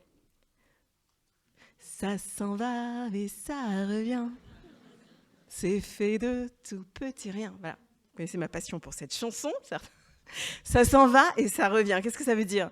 Que l'antisémitisme, en fait, on est nombreux à le percevoir. Ça s'en va et ça revient. Ça revient toujours. Il existe une récurrence de la manifestation antisémite qui nous échappe et qui est fait de tout petit rien. C'est-à-dire de manifestations diverses et variées, parfois de mots, et parfois de silence, et parfois de beaucoup, beaucoup d'autres choses. Il y a bien d'autres choses à explorer encore dans ce passage, mais ça exige de développer un œil et une écoute particulière, un art de l'évaer, vers lequel je vous emmène maintenant. Je voudrais qu'on s'intéresse aussi dans ce texte, ça peut sembler un détail, mais ça n'en est pas un, à des particularités grammaticales. Je crois que je n'ai pas entendu des groupes qui s'intéressaient à ça. Il y a des particularités grammaticales dans ce texte. Notamment, il y a dans ce texte une utilisation permanente d'une forme qui est propre à l'hébreu biblique. Alors, certains qui ont déjà étudié ici le savent, d'autres, vous allez le découvrir maintenant. Il y a en hébreu une règle grammaticale qu'on appelle la règle du va-va-i-pour. du vav haïpour, le vav conversif. Alors, c'est quoi le vav conversif? C'est une règle très particulière en hébreu qui veut que ça s'applique que au verbe. Quand il y a un vav, la lettre vav, qui veut dire et, conjonction de coordination, le lien, si vous le mettez devant un verbe, par exemple yedaber, il parlera, c'est un futur. Mais si vous écrivez vav, v, il parlera, ça devient il a parlé. Le futur, abracadabra, est devenu un passé. De la même manière que ça marche dans l'autre sens, à afta, tu aimais, ve à afta, tout à coup ça devient tu aimeras. Il y a un espèce de pouvoir magique de cette lettre, de la lettre vav, qui crée un lien entre les temps de notre histoire et qui dit ce qui fut sera et ce qui est a déjà été. Le vav conversif, un simple vav, un crochet, est une lettre en hébreu qui connecte de façon bizarre le futur et le passé et le futur. Et si vous regardez un instant le texte que je vous ai distribué, il y a une exception, mais sinon tous les versets, sans exception, commencent avec cette forme. Vayezra, vayigdal, vayei, vayomer, vayelech, vayashov, vayarferu, vayarivu, vayarferu, vayatek, vayaal. Tous les versets commencent avec la lettre du lien, et à travers cette grammaire bizarre, on est comme invité à réfléchir à une étrange leçon historique, qui on pourrait appeler la leçon peut-être de Sisyphe, mais en tout cas la leçon du bégaiement ou la leçon de la répétition. Il existe toujours une continuité, heureuse ou malheureuse, entre ce qu'on a vécu et ce qu'on s'apprête à vivre. Et la grammaire le raconte, mais bien entendu, c'est pas un scoop, nous sommes très nombreux ici à le percevoir aujourd'hui. D'une manière ou d'une autre, nous sommes très nombreux à entendre résonner dans nos oreilles les phrases de nos parents ou de nos grands-parents, d'une façon qu'on n'attendait pas à percevoir. Ces voix de nos parents ou de nos grands-parents qu'on balayait un peu comme ça, d'un revers de la main ou en haussant les sourcils, qui disaient ce qui a été pourrait encore être, et ce qui est a quelque chose à voir avec ce qui fut. Et c'est assez terrifiant de penser qu'il existe un type de continuité, même quand il y a dans l'histoire évidemment de la discontinuité et qu'il n'existe pas une répétition parfaite de l'histoire, mais quelque chose semble bégayer ou résonner ou faire écho. Et cet extrait, vous l'avez perçu, insiste sur cette idée, sur cette continuité entre les récits et les générations. Et tout particulièrement, cette continuité, elle est incarnée par le passage de relais entre la génération d'Abraham et la génération d'Isaac, omniprésent dans le récit. Pourquoi ? Parce qu'il leur est arrivé la même chose, ou presque. Ils ont creusé les mêmes puits, ou presque. Ils sont dans le même business, le père et le fils. Ils sont dans la même région, ou presque. Ils rencontrent les mêmes problèmes, ou presque, les mêmes hostilités, les mêmes territoires, et ils rencontrent même les mêmes leaders. Un homme qui s'appelle Avimelech, avec qui ils ont construit des alliances dans le passé. À Beersheba, Abraham, il a construit une alliance avec Avimelech. Elle a tenu un temps, mais elle ne tient plus. La preuve, la discorde, le diabolique recommence dans l'histoire et tout est à refaire. Quelque chose se répète, mais pas complètement, en tout cas partiellement, comme si chaque génération devait revisiter, réouvrir un puits creusé avant elle, et peut-être le nommer de la même manière, et peut-être le nommer différemment. C'est pas très clair dans ce texte. Autre répétition historique. Vous voyez, dans ce texte, comme dans des passages, d'autres passages de la Bible, comme dans l'histoire juive aussi d'une certaine manière, on reconnaît à Isaac, ou à ce groupe, on lui reconnaît un certain talent, qui ici est symbolisé par à la fois les puits et la possession de troupeaux. Ils ont comme une capacité particulière à apporter avec eux une forme de bracha, une forme de bénédiction sur la terre. Alors certes, ils ne la possèdent pas, mais ils la fertilisent d'une façon étrange. Ils font paître des troupeaux. Ils ne sont pas des propriétaires terriens, mais ils ont une propriété qui est mobile, qui est mouvante, celle des troupeaux. Et ils contribuent, c'est ce qu'on le reconnaît là, à la richesse de la nation, mais, on le voit bien, cet apport finit, à un moment donné, par être perçu par les autochtones comme une forme de menace. D'une certaine manière, c'est comme l'histoire du juif qui cherche à s'intégrer. Il veut apporter quelque chose à la société dans laquelle il s'intègre, mais à un moment, on va lui demander de se séparer. C'est symbolisé dans le texte par le message du roi Avimelech. « Sépare-toi de nous, l'air, pars d'ici ». Il creuse des trous, il fait jaillir de l'eau et de la culture, on pourrait dire dans tous les sens du terme, mais à un moment donné, l'habitant local va boucher les trous. Et c'est intéressant cette image du trou, parce que très souvent, dans l'antisémitisme, on a reproché, dans le discours antisémite à travers les siècles, on a d'une certaine manière reproché aux Juifs de faire trou, c'est-à-dire d'empêcher le corps de la nation d'être complètement solide, de créer une faille, une entrave, une contamination. Et c'est exactement aussi l'histoire des puits contaminés. Symboliquement, au Moyen-Âge, quand on accuse les Juifs d'empoisonner les puits, on les accuse d'empêcher la nation d'être une, de créer une faille par leur esprit, par leur culture, par leur contribution, par leur présence, quel que soit le lieu où ils se trouvent. Et donc l'emphase, vous voyez dans le texte, est mise ici, très fortement, sur un élément de filiation, de continuité, et de continuité entre Isaac et son père Abraham, Isaac creuse les mêmes puits, la filiation est puissante. Or, là encore, c'est intéressant parce que jusqu'à aujourd'hui, bien souvent, dans la rhétorique antisémite, on reproche aux Juifs des liens très forts entre eux, entre les générations.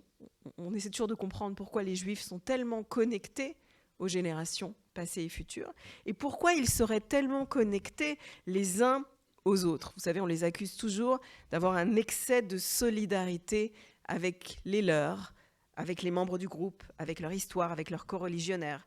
Et ce qui est paradoxal, c'est que, en fait, en les menaçant, on ne fait que renforcer, évidemment, ce phénomène, puisque en les menaçant, on leur fait comprendre qu'ils ne pourront construire une solidarité qu'avec les membres de leur groupe. En les menaçant, on encourage, d'une certaine manière, les liens à se resserrer, comme un cercle vicieux, exactement comme le rond d'un puits profond, comme une source qui finit toujours par rejaillir.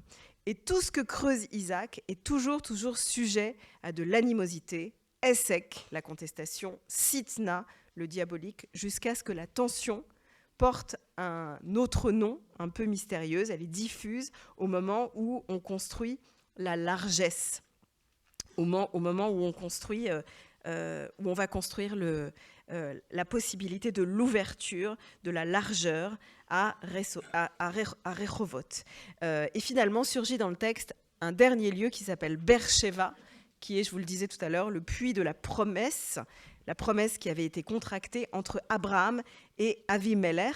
Là, on a l'impression tout à coup que l'histoire s'apaise, mais de la même manière qu'elle s'était envenimée sans qu'on comprenne pourquoi, on a l'impression qu'elle s'apaise, un peu comme dans l'histoire juive, sans que personne ne comprenne exactement ni ce qui stimule le déchaînement, ni ce qui interrompt tout à coup ce cercle de violence. Donc tout ce que je viens de vous dire maintenant, et j'en suis désolée, est finalement assez fataliste et déprimant. C'est comme si, de toute façon, les puits allaient être rebouchés et qu'il fallait s'habituer à l'idée qu'il faudrait en construire d'autres. Je voudrais prendre un virage maintenant pour vous dire à quel point, pour moi, la lecture de ce texte a quelque chose de troublant, de façon intemporelle, mais très particulièrement dans la période que nous vivons aujourd'hui. Vous l'avez perçu, il y a des éléments intemporels de haine dans ce récit, des éléments qui font écho de façon troublante à ce qu'on a toujours et encore reproché aux Juifs à travers l'histoire, avoir plus de quelque chose, d'argent, de chance, de droit, être d'une certaine manière des dominants, être un peu trop chanceux, même quand ils se font repousser ou même quand ils se font assassiner, d'être ancrés dans une généalogie, une histoire, un héritage qui leur donnerait un certain pouvoir. Vous voyez, dans ce texte, grosso modo, on dit à Abraham et Isaac, vous êtes sourciers de père en fils, comme on leur dirait, vous êtes sorciers de père en fils. Les nations, dans l'histoire, on le voit comme dans ce texte, au lieu d'une certaine manière peut-être de profiter aux côtés de ce peuple, de ce qu'il fabrique ou produit, ou du puits qu'il va creuser, vont préférer, parfois dans l'histoire, le reboucher ou détruire des eaux vives, le rejeter plutôt, on le disait il y a un instant, que de leur devoir quelque chose. Mais je voudrais maintenant penser plus particulièrement au contexte que nous vivons aujourd'hui, parce que cet extrait de la Genèse est assez troublant pour moi à lire aujourd'hui. Vous l'avez peut-être compris ou perçu, la scène que je vous ai fait lire ce soir se passe très exactement, géographiquement, sur les lieux du 7 octobre. Mais très, très exactement. C'est-à-dire que le lieu dit Rehovot de ce puits, vous pouvez le trouver sur Google Maps. Si vous tapez Horvat, Rehovot, dans l'archéologie biblique, on sait exactement où sont les ruines de Rehovot. Aujourd'hui, elles se trouvent à quelques kilomètres des kibbutzim du sud d'Israël, vraiment exactement à cet endroit-là. Et par un hasard troublant, il se trouve que le kibbutz le plus touché par les attentats terroristes s'appelle Be'eri. Et donc s'appelle très exactement Montpuits. C'est le nom du kibbutz, Be'eri. Un nom, Be'er, qui est partout présent dans le texte que je vous ai fait lire ce soir, et qui est défini comme un lieu d'où doit surgir l'eau, et qui va finalement être bouché par de la poussière, de la cendre, et l'impossibilité de s'y retrouver. Bref, il est très difficile de lire ce texte ancestral de la Genèse sans y associer dans nos consciences des images contemporaines que nous vivons aujourd'hui. Et quand je vous dis ça, je voudrais être très claire, quand je vous dis ça, je me rends compte que c'est à la fois tentant et facile de le faire, et en même temps extrêmement dangereux et problématique. Soyons clairs, il y a toujours une tentation pour le lecteur de la Bible de voir dans le texte des signes d'un préécrit, de quelque chose que nos récits ou notre littérature sacrée annonceraient presque de façon prophétique et certaine. Or, et c'est particulièrement important de le dire aujourd'hui, à notre époque, je trouve, la Bible ne raconte jamais notre histoire contemporaine. De la même manière qu'elle n'est pas un cadastre, ni un livre d'histoire et de géographie, rien n'y est préécrit des drames qui nous touchent.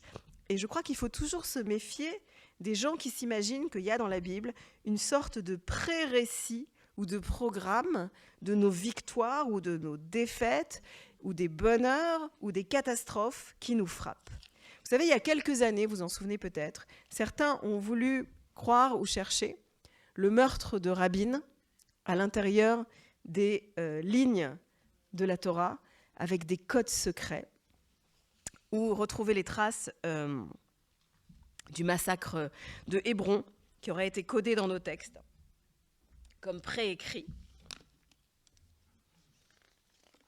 Et moi, je pense qu'il faut fuir, comme la peste, tous ceux qui veulent trouver des codes qui feraient de nos vies une sorte de réalisation d'une fatalité déjà racontée dans les textes, qui nous émanciperait complètement de tout libre arbitre et qui nous laisserait en réalité totalement impuissants face à une histoire déjà écrite. Je me méfie de ce type de lecture, et pourtant, je dois bien dire, chers amis, que depuis des semaine après semaine, depuis les événements du 7 octobre, lorsque je lis et je commente les textes de la paracha, je suis troublée, comme beaucoup de gens, d'y retrouver d'étranges résonances et des pertinences que je n'attendais pas nécessairement. Vous savez, le 7 octobre, on était très exactement le jour de Simchat Torah, qui est le jour où les Juifs terminent la lecture d'un livre et recommencent la lecture de la Torah à partir de la Genèse.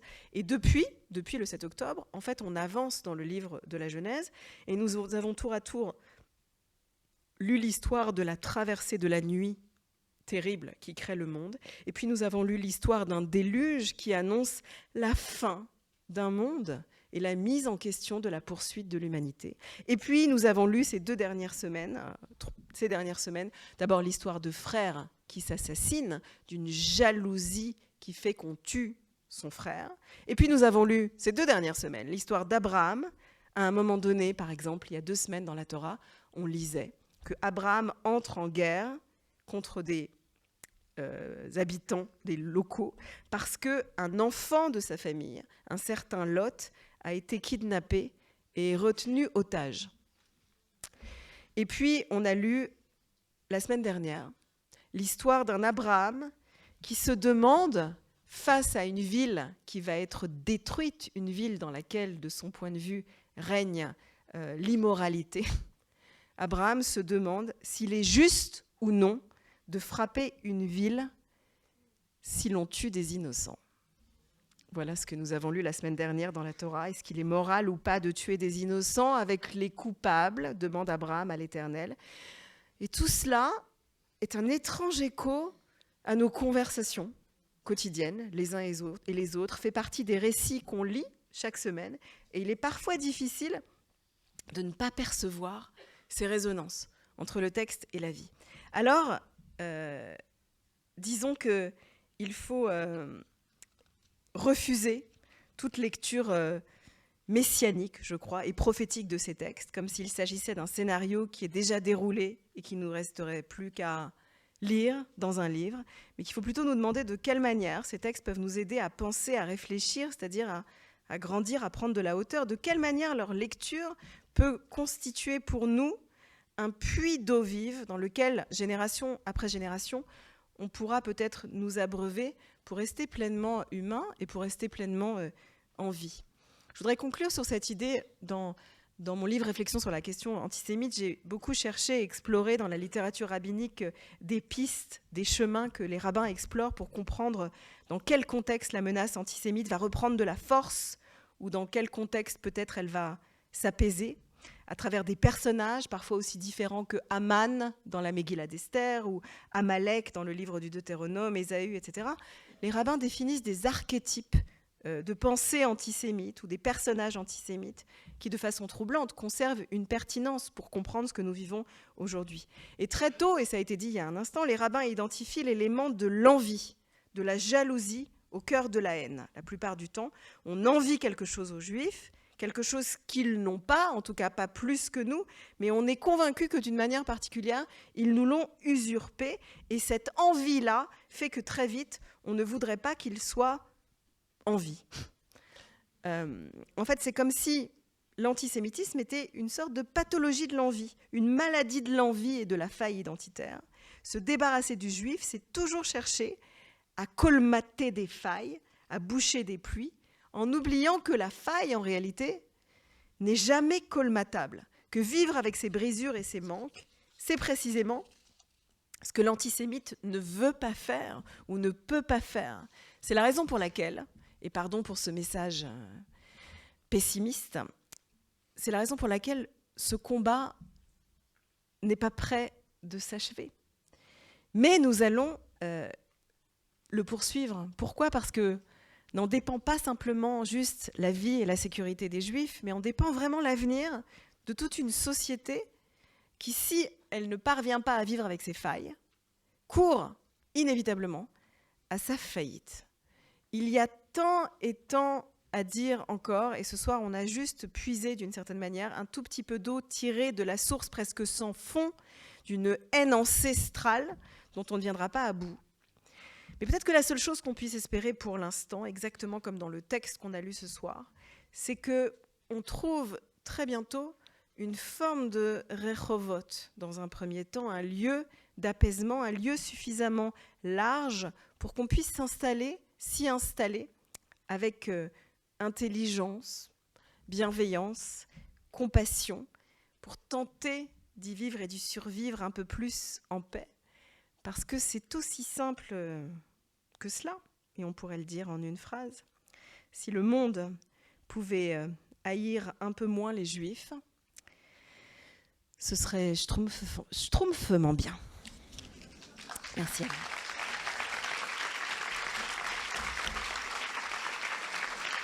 Merci à vous.